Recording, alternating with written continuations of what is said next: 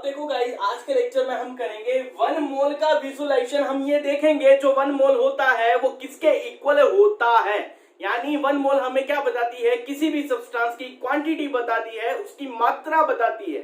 ठीक है, पिछले लेक्चर में जो मोल कंसेप्ट हमने पढ़ा था उस पे बेस्ड हमने न्यूमेरिकल पढ़े थे और उसकी थ्योरी को देखा था। आज हम एक्सपेरिमेंट से प्रूव करके देखेंगे जो 1 मोल होता है वो एक्चुअली में किसके इक्वल होता है। वो क्वांटिटी तुम्हें विजुअलाइज कराऊंगा कि कितनी होती है 1 मोल की। ठीक है, तो यहां पर जो हमने पिछले लेक्चर में देखा था, नंबर ऑफ मोल का जो फॉर्मूला आप लोगों ने पढ़ा था क्या था, मास ऑफ एनी सब्सटेंस, यानी किसी भी पदार्थ का द्रव्यमान अपॉन में क्या होता है, molar mass, molar mass of that substance. Molar mass को हम क्या बोल सकते हैं, उसका मॉलिक्यूलर मास बोल सकते हैं। अगर कोई मॉलिक्यूल है तो, कोई एलिमेंट है तो उसका एटॉमिक मास बोल सकते हैं। ठीक है, अब दूसरा जो फॉर्मूला पढ़ा था हमने वो क्या था, number of mole equals to number of that substance particle upon Avogadro number. ये भी हमने पढ़ा था, लेकिन यहां पर सिर्फ मैं इसी फॉर्मूले को लेकर चलता हूं, n equals to small m upon m nought. ये था अपना मोलर मास। अब मैं यहां आपको n बराबर 1 पुट अप करूं, यानी 1 मोल के लिए देखूं। जब n बराबर 1 मोल हो तो कोई सब्सटेंस का मास किसके इक्वल होता है। ये 1 मोल की वैल्यू में इस फॉर्मूले में पुट अप करता हूं तो 1 equals to small m upon molecular mass या मोलर मास आता है। यहां से इसको क्रॉस मल्टीप्लाई करो तो आपको मिलेगा molar mass equals to mass of that substance. यानी यहां से एक बात पता चली मेरे को, किसी भी सब्सटेंस का अगर 1 मोल है, इसका मतलब वो किसके इक्वल होगा, उस सब्सटेंस के मॉलिक्यूलर मास के या उस सब्सटेंस के मोलर मास के। यानी अगर आपके पास कोई एलिमेंट है, कोई एलिमेंट है तो उसके एटॉमिक मास के बराबर होगा 1 मोल। अगर कोई एलिमेंट है तो अगर आपके पास कोई सब्सटेंस और उसके क्या है, मॉलिक्यूल है, तो उसके मोलर मास के बराबर होगा क्या, 1 मोल। आई बात समझ में। तो यहां पर मैं एक्सपेरिमेंट के थ्रू क्या लूंगा, वाटर लूंगा और सोडियम क्लोराइड यानी नमक लूंगा और इन दोनों का 1 मोल का विजुअलाइजेशन करूंगा। वो एक्सपेरिमेंट आपको अब दिखेगा। तो गाइस, ये है मेरे पास एक वेट मेजरिंग इंस्ट्रूमेंट। मैंने क्या किया, इसको ऑन किया। जैसे ही मैंने इसको ऑन किया तो यहाँ पर रीडिंग देखो 0 आ रही है। ठीक है, अब मैं क्या करता हूँ, मेरे पास एक बाउल है यानी कटोरी है जिसको मैं मेजर करने रखता हूँ। सिर्फ इसका वेट मैं नोट करूंगा तो देखो ये क्या हो रहा है, 26.3। ये क्या हो रहा है, बार बार वेरी हो रहा है। वेरी होने का मतलब यहाँ जो एयर प्रेजेंट है उसकी वजह से इसका वेट वेरी हो रहा है। लेकिन 26 पॉइंट समथिंग देखो 0.32 आ रहा है, कभी 0.35 0.3 आ रहा है, तो मैं इसको एक कांस्टेंट वैल्यू मानता हूँ 26.34, क्योंकि एयर भी क्या हो रही है, बार बार वेरी हो रही है। तो मैं इसको क्या मान रहा हूँ, 26.34। और मैं यहाँ पर बोल रहा हूँ तो उसकी वजह से एयर के पार्टिकल क्या हो रहे हैं, वाइब्रेट हो रहे हैं, तब भी इसके वेट में क्या हो रहा है, फर्क आ रहा है। मैं इसको कांस्टेंट मान रहा हूँ 26.34। ठीक है, अब मैं क्या करता हूँ, मेरे पास एक ग्लास है कांच का, मैं इसको मेजर करता हूँ, इसका वेट मेजर करता हूँ। जैसे ही मैंने इसका वेट मेजर किया तो मेरे पास आया 123.74। ठीक है, ये जो भी वेट आ रहा है वो सिर्फ ग्राम में है, आपको जी लिखा हुआ मिल रहा है यहाँ पर छोटा सा अगर दिख रहा है तो। अब मैं क्या करता हूँ, वापस मैं ये बाउल लेता हूँ, कटोरी लेता हूँ और अब एक इसमें एक सब्सटेंस डालता हूँ। वो सब्सटेंस मेरा क्या है, NaCl यानी नमक। अब इस नमक को वेट करूंगा। हमें पता है 1 मोल हमें देखना है और अभी हमने लेक्चर में देखा है और पिछली जो लेक्चर थी अपनी कंसेप्ट मोल कंसेप्ट वाली, उसमें भी हमने देखा था जो 1 मोल होता है वो मोलर मास के इक्वल होता है हर किसी सब्सटेंस के। तो यहाँ पर जो NaCl का मोलर मास होता है अपने को पता है, Na का 23, क्लोरीन का कितना होता है 35.5। इसका सम किया तो NaCl का आया 58.5 ग्राम।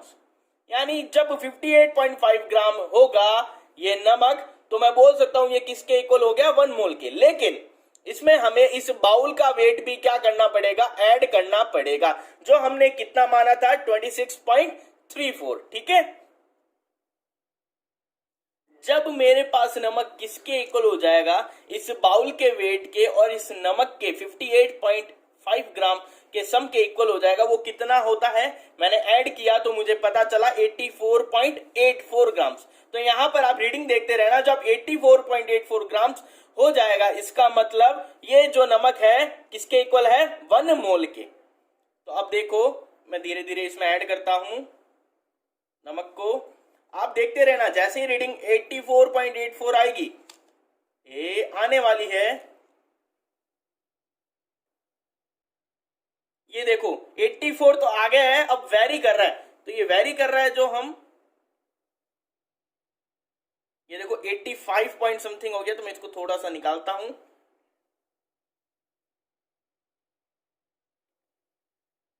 अब देखो ये पॉइंटों में वेरी हो रहा है, इसका मतलब ये ऑलमोस्ट हो जाएगा जब मैं इसमें थोड़ा सा नमक और डालूंगा। ये देखो आ गया, आ गया 84 पॉइंट समथिंग आ गया, ये आ गया अपने। इसका मतलब ये जो नमक है मेरा, ये इतना जो मैंने डाला है, ये देखो ये किसके इक्वल है भाई साहब, 1 मोल के। इसे मैं साइड में रख लेता हूं।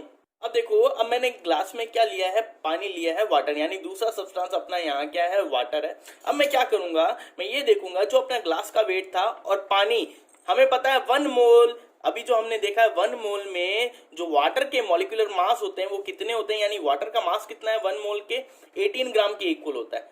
अब यहां पर मैं देखूंगा जो ग्लास का वेट है अपना वो कितना था, 123.75 हमने लिया था।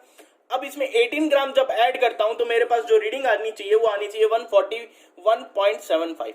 अब मैं इसमें रीडिंग देखो 141.12 आ रही है, 14 आ गई। अब मैं इसमें क्या करूंगा, वाटर ऐड और करूंगा, जब रीडिंग 141.75 के इक्वल हो जाएगी तब ये जो वाटर है वो किसके इक्वल हो जाएगा, 18 ऑफ ग्राम्स के। ये मैंने थोड़ा सा ऐड और किया, मैंने देखा भाई साहब 23 आ गई, और थोड़ा सा एक बूंद और डालते हैं तो हो गया है। ये किसके इक्वल हो गया, 141.75 के आसपास हमारे पास रीडिंग आ गई। वेरी क्यों कर रही है, क्योंकि मेरी आवाज भी तो यहाँ जा रही है, एयर के मॉलिक्यूल्स वाइब्रेट हो रहे हैं जिसकी वजह से यहाँ वेट वेरी हो रहा है। लेकिन ये जो सब्सटेंस है ये किसके इक्वल हो गया है, 1 मोल के। ओके, अब देखो गाइस, जो एक्सपेरिमेंट से डाटा आया है वो कुछ इस तरीके से था। जो खाली बाउल था, जो खाली कटोरी थी, उसका जो द्रव्यमान था, जो मास था वो क्या था, 26.34, और जो अपना एम्प्टी ग्लास था, जो खाली ग्लास था, उसका जो मास था वो कितना था, 123.75। अब इस ग्लास और इस बाउल में, ये बाउल और इस ग्लास में मैंने क्या डाला था, नमक और पानी को डाला था, और फिर उसको मेजर किया तो वो जो मेजरमेंट आया बाउल प्लस नमक का वो कितना है, 84.84 ग्राम नमक और बाउल का। यही बाउल और वाटर को मैंने मेजर किया तो मेरे पास कितना आया, 141.75। अब ये जो मास आया है ये टोटल मास आया है, इसमें से क्या करूं मैं, बाउल का माइनस कर दूं तो मेरे पास क्या आएगी वैल्यू, मोलर मास के इक्वल आएगी। तो यहां से हमें एक्सपेरिमेंटली क्या पता चला, जो 1 मोल होता है वो एक्चुअली में किसी भी सब्सटेंस के किसके इक्वल होता है, मोलर मास के। ये आपको ध्यान रखना है, ठीक है, ध्यान रख लोगे कि जो मॉलिक्यूल होते हैं, कोई जैसे NaCl था तो NaCl का क्या होगा, मॉलिक्यूल होगा, तो उसके लिए हम क्या निकालेंगे, मोलर मास। यही वाटर था, वाटर के लिए क्या होगा, मॉलिक्यूल। यही मैं क्या लेता, आयरन की नेल्स लेता, यानी लोहे की कीले लेता, तो उसके लिए हम क्या करते, उसके लिए हम ये देखते वो एलिमेंट है, तो एलिमेंट का हम क्या लेते, मोलर मास की जगह एटॉमिक मास लेते। ठीक है, तो यहां से आपको विजुलाइज हो गया होगा 1 मोल एक्चुअली क्या क्वांटिटी होती है। यानी 1 मोल का यूज क्या है, किसी भी सब्सटेंस की क्वांटिटी बताता है। जो 1 मोल होता है वो क्या बताता है, किसी भी सब्सटेंस की quantity. Okay guys, best of luck.